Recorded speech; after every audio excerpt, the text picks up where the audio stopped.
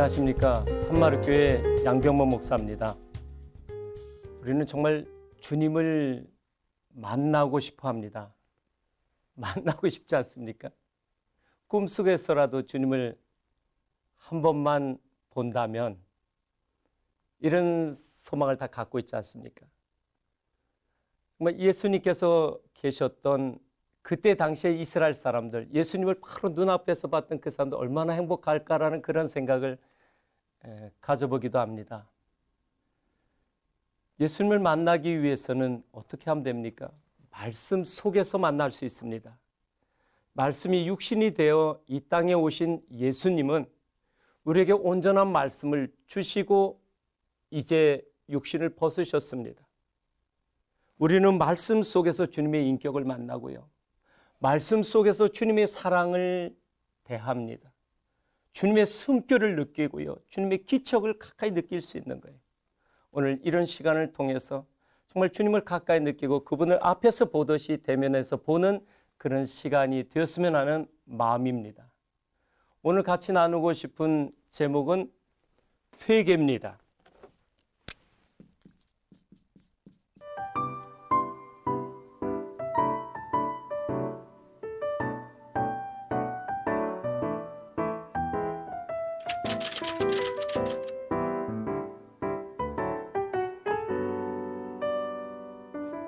히브리어로 메타노이아 이렇게 이야기합니다. 메타노에오.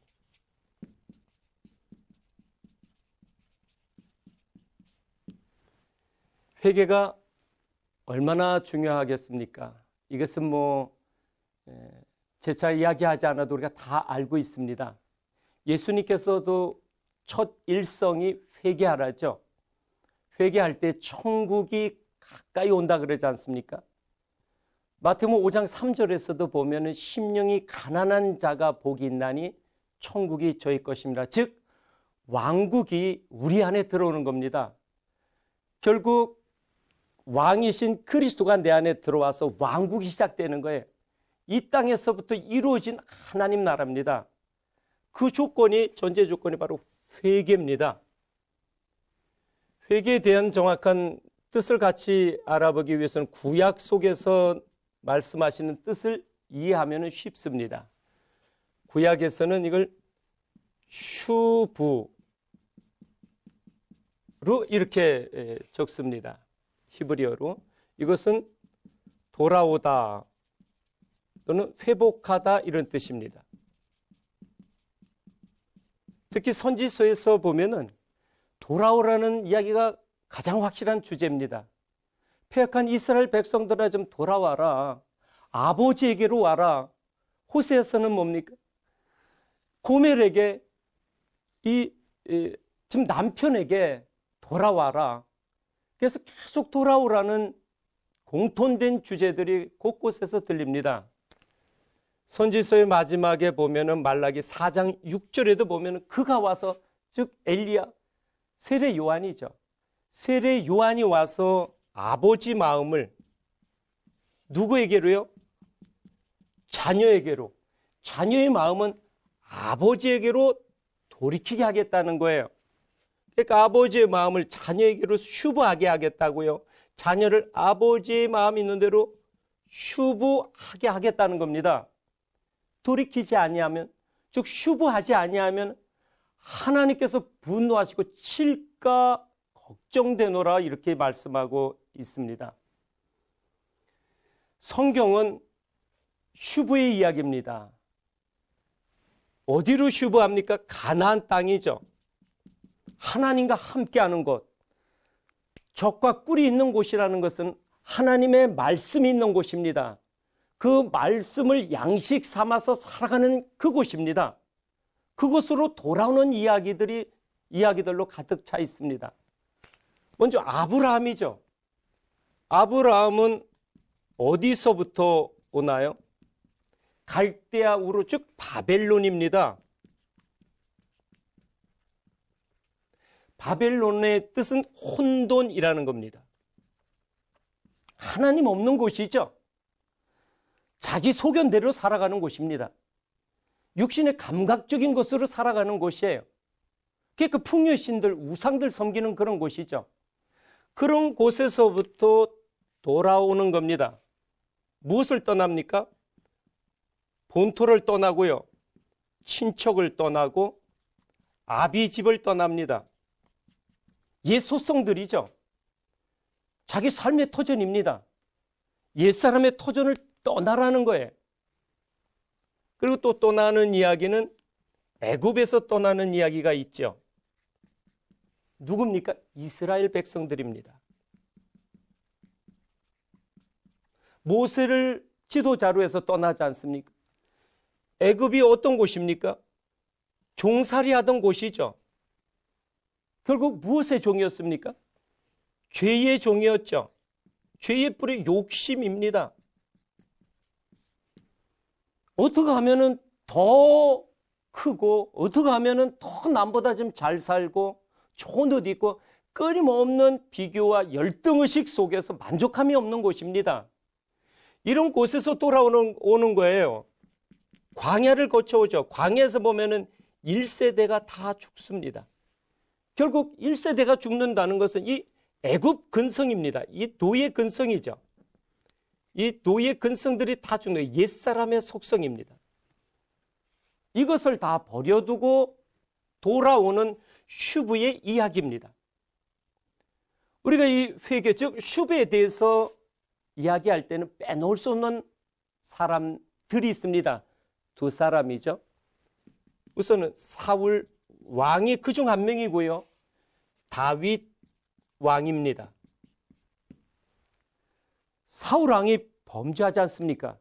무슨 범죄했나요? 사무엘상 15장에 보면은 아말렉을 다 죽이라는데 죽이지 않습니다. 아가간과 좋은 짐승들을 남기는 거예요. 불순종하죠. 이에 대해서 아버지의 마음을, 하나님의 마음을 가지고 사무엘이 가서 지적합니다. 그랬을 때 사울의 반응은요, 계속 변명합니다. 백성들이 그렇게 하자 그래서 했다는 거죠. 내가 아니라는 거죠.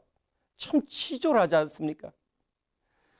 몇 번이나 계속 변명하다가 사무엘이 어떻게 이야기하나요? 하나님께서 너의 왕위를 거둬가신다 이렇게 이야기하자 그때에서야 당신의 하나님이래요. 나의 하나님이 아니고 사무엘 당신의 하나님이라는 겁니다. 지금 잘 이야기해서 나의 왕위를 거둬가지 않게 해달라는 거예요. 이것은 회개가 아닙니다. 저는 이것을 이렇게 표현하고 싶습니다. 이건 후회죠, 후회. 후회입니다. 리그렉트죠. 그러나 다윗은 다릅니다. 어찌 보면은요, 인간적인 측면에서 보면은 사울 왕보다 더 범죄한 겁니다. 바세바를 범했지 않습니까? 그의 남편 우리야를 죽였잖아요. 이때여서 나단 선지자가 이야기합니다. 이것은 사무엘하 12장에 나오죠. 나단 선지자가 예를 들지 않습니까? 참 부유한 어떤 사람이 있었다. 양들도 많이 갖고 있고요. 짐승들도 있는. 근데 가난한 사람 양 한 마리 가지고 있는 사람이 있는데 친구가 왔는데 자기 거 잡아주지 않고 이 양 한 마리 있는 그 사람 걸 뺏어다가 잡아줬다는 거예요. 다윗 분노하죠. 용서하지 않겠다는 거예요. 나단 선지자, 바로 너다라고 이야기합니다.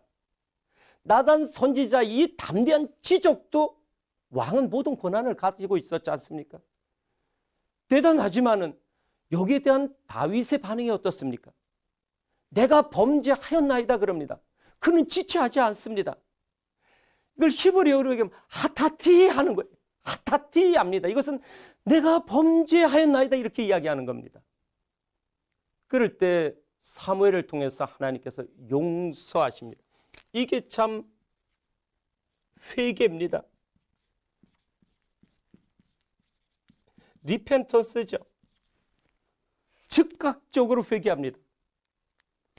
다윗의 회개의 모습은요, 시편 51편에 보면 아주 처절하게 나와 있습니다. 시편 51편에 보면은 3절에 물은 나는 내 죄가를 아오니 내 죄가 항상 내 앞에 있나이다. 죄가 항상 자신과 같이 있다는 것을 고백하는 거예요. 실토하는 겁니다. 그러면서 10절에 보면 하나님이여 내 속에 정한 마음을 창조하시고 내 안에 정직한 영을 새롭게 하소서. 11절 나를 주 앞에서 쫓아내지 마시고 주의 성령을 내게서 거두지 마소서. 12절 주의 구원의 즐거움을 내게 회복시켜 주시고 자원하는 심령을 주사 나를 붙드소서. 사울은요 자신에게서 어떠한 영광이 떠날까 봐 두려워서 잘못했다 이야기하지만 다윗은요 하나님의 영광이 하나님의 그 성령이 떠나가면은 그 허전함, 그 참담함, 그 메울 수 없는 그 공고함을 생각해서 잘못했다 이야기하는 거예요.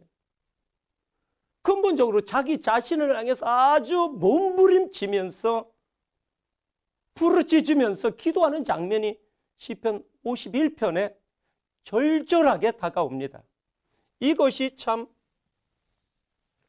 회개입니다.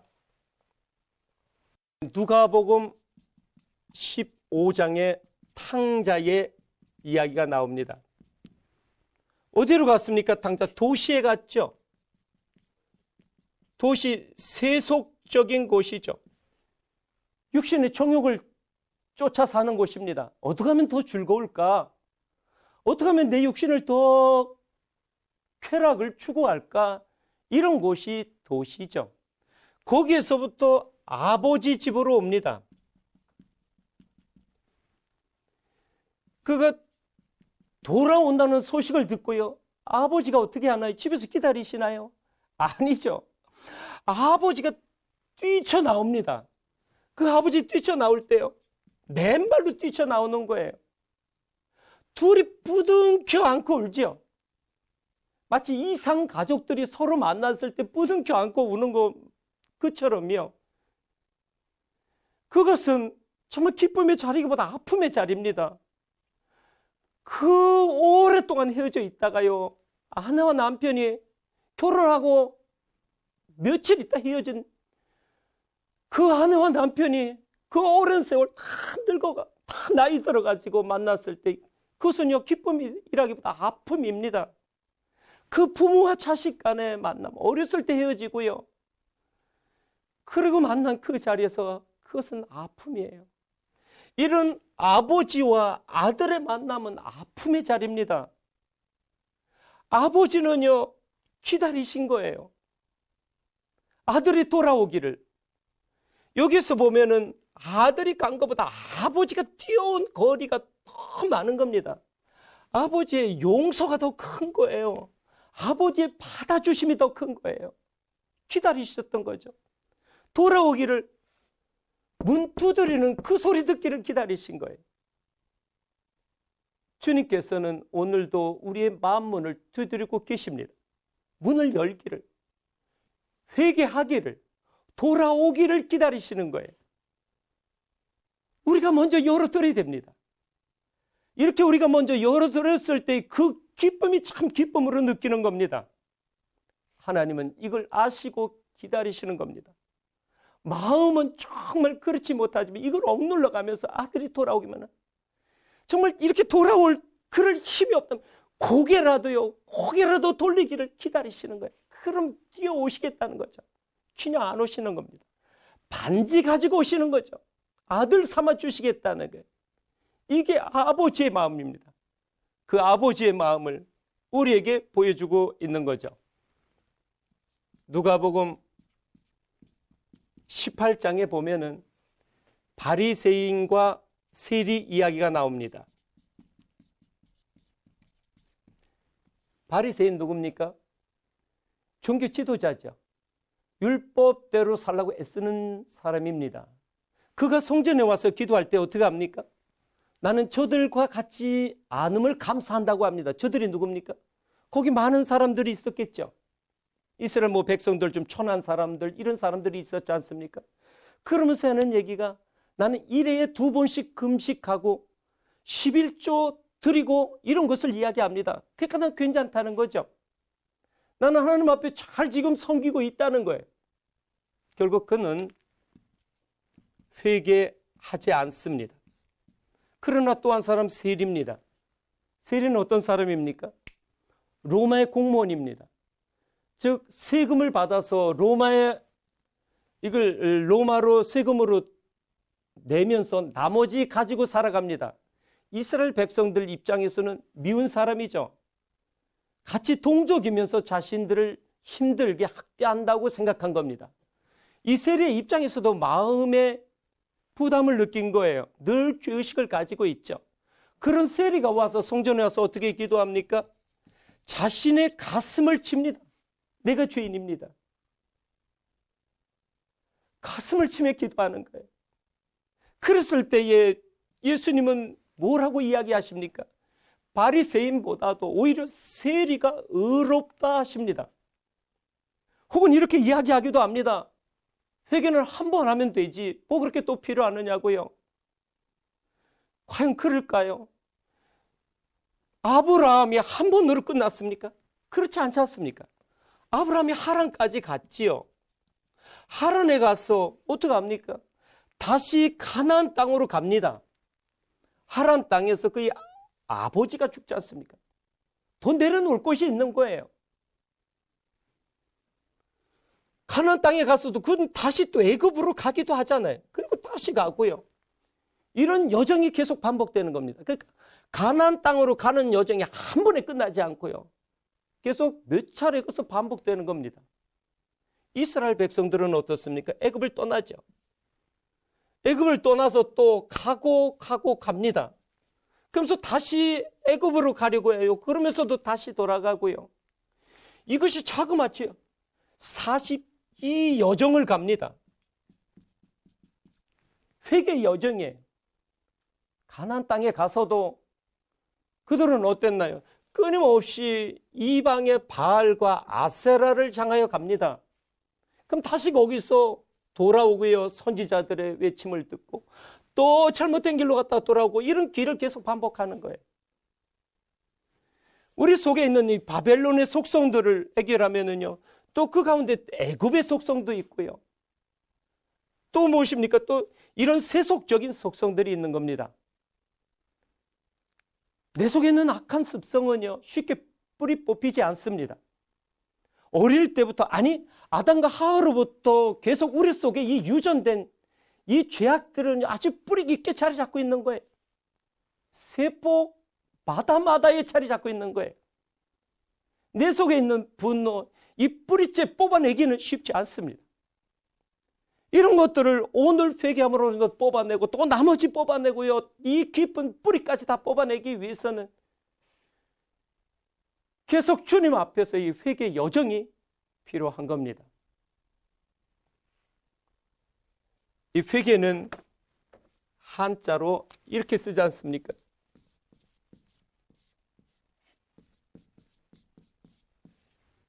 회자는 뉘칠 회자입니다. 개자는 개선한다 이런 뜻인데 이게 바꾸는 거죠.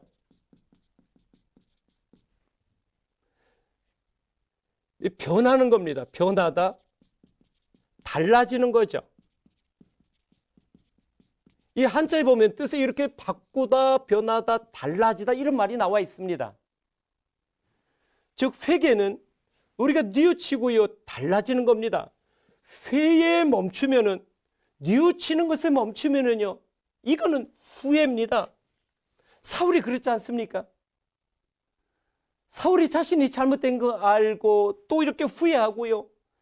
이걸 계속 반복했잖아요. 다윗을 죽이려고 쫓아갔다가 잘못된 걸 알고 또 쫓아가고 이것을 반복하는 겁니다. 그러니까 자리에서 일어나서 나가진 않고 그 자리에서 또 주저앉고요. 일어났다 또 나가지 않고 또 주저앉고 이것을 반복하는 겁니다. 이것은 후회죠. 그러나 회개는 바꾸는 겁니다. 나의 잘못된 것을 바꾸는 거예요. 옛 습관을 정말 새 습관으로 좋은 것으로 바꾸는 겁니다. 사람이 변하는 거죠. 예전에 내 모습에서 좀 좋은 모습으로 내 예전에 내 육신적인 겉사람의 모습에서 하나님의 뜻을 따라가는 속사람의 모습으로 바꿔가는 겁니다. 이렇게 변해야 되는 거죠. 달라져야죠. 크리스찬이 되면 좀 달라져야죠. 교회 겉으로 오래 다닌다면 좀 달라져야죠. 이렇게 우리가 바꿔지고요, 변해지고 달라지는 것은 회개의 여정을 통해서 가능한 겁니다. 우리 한국, 우리 교회의 모습을 보고 때로는 우리 자신들의 모습을 보고 많이 회개해야 된다고 신문에서도 나오고 매스컴에서도 기독교 방송에서도 나오고 그럽니다. 정말 회개로 가야 되죠. 그러나 이것이 어찌 자칫 일회성에 끝나면 안 되는 겁니다. 어떻게 보면 전시적으로 이것이 해서는 더욱이 안 되고요. 정말 가슴을 치며 이것이 나 때문이다. 내 속에 있는 악한 습성들 때문이다. 이렇게 회개해야 됩니다. 변해야 되는 거죠. 바로 다윗과 같은 회개입니다. 다윗은 밧세바를 범한 후에 변했습니다. 달라졌습니다. 대상 1장 4절에 보면은 아비삭이라는 여인이 나옵니다. 이제 다윗이 나이 들어서 몸이 싸늘해지니까 젊은 처녀를 둔 거예요. 옛날에 왕들은 그렇게 했던 것들이 사실 관습적으로 했던 겁니다. 그때 거기 9절에 보니까 다윗이 아비삭을 범하지 않더라라고 나와 있습니다. 왜 그렇게 했나요? 그 아리따운 젊은 여인을 왜 손을 대지 않았나요? 그는 가슴에 깊게 뿌리 박은 게 있었습니다. 밧세바 사건이죠. 그는 나단 선지자 질책 앞에서 몸부림치며 회개했던 그것을 가슴에 새긴 겁니다. 내가 잠시 잠깐의 쾌락을 느끼기 위해서, 내 잠시 잠깐의 즐거움을 위해서 정말 죄의 길로 가서 악의 길로 가서 돌아오는 그 여정이 너무도 힘들다는 것을 안 거예요. 회개의 여정은요, 힘든 겁니다. 다시 그 자리를 회복한다는 것은 아픔이 있는 겁니다.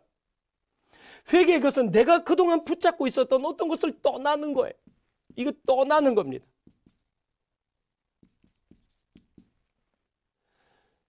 주님과 하나 돼서 이게 가까워지는 겁니다. 결국 회개는 돌아온다라는 것은 옛 삶의 자리에서 옛 습관에서부터 멀어지는 거고요. 이제 하나님과 하나 되는, 예수님께서 기도하셨지 않습니까? 요한복음 17장에서 말씀하지 않습니까? 아버지와 내가 하나 된 것처럼 저들과 제자들과 제가 하나 되게 해달라고요. 아버지 마음이 있는 그곳에 내 마음이 있게 해달라고요. 아버지 기뻐하는 그곳에 나도 기뻐할 수 있게 해달라고요. 아버지가 아파하는 그곳에 나도 아파할 수 있도록 하나 되게 해달라고요. 회개는요, 거리의 문제입니다. 주님과 하나 되는 그 거리까지 남아있는, 그 거리가 얼마나 있는가 내 자신을 점검해 보면서 회개의 여정을 가는 겁니다. 그랬을 때 우리는 주님이 기뻐하시는 새 사람이 되는 거죠. 주님과 하나 되는 임마누엘의 주님이 나와 함께 하시는 그런 아름다운 주님의 거룩한 신부가 되는 겁니다. 그런 복된 회개의 여정을 가는 저와 여러분 되시기를 주님의 이름으로 축원합니다. 감사합니다.